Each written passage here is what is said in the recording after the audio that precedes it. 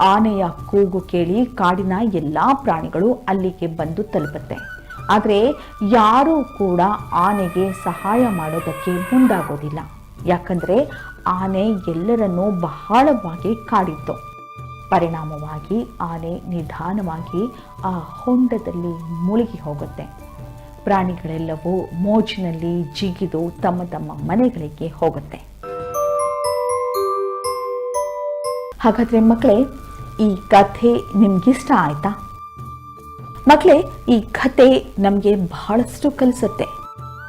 ನಾವು ನಮ್ಮ ಶಕ್ತಿಯ ಬಗ್ಗೆ ಹೆಮ್ಮೆ ಪಡಬಾರದು. ಆನೆ ಅಹಂಕಾರದಿಂದ ಮತ್ತು ಶಕ್ತಿಯ ಬಲದಿಂದ ಪ್ರಾಣಿಗಳಿಗೆ ಕಿರುಕುಳ ನೀಡ್ತಾ ಇತ್ತು. ಆದರೆ ಅದರ ಕೊನೆಯ ಘಳಿಗೆಯಲ್ಲಿ ಯಾರೂ ಸಹಾಯಕ್ಕೆ ಬರಲೇ ಇಲ್ಲ.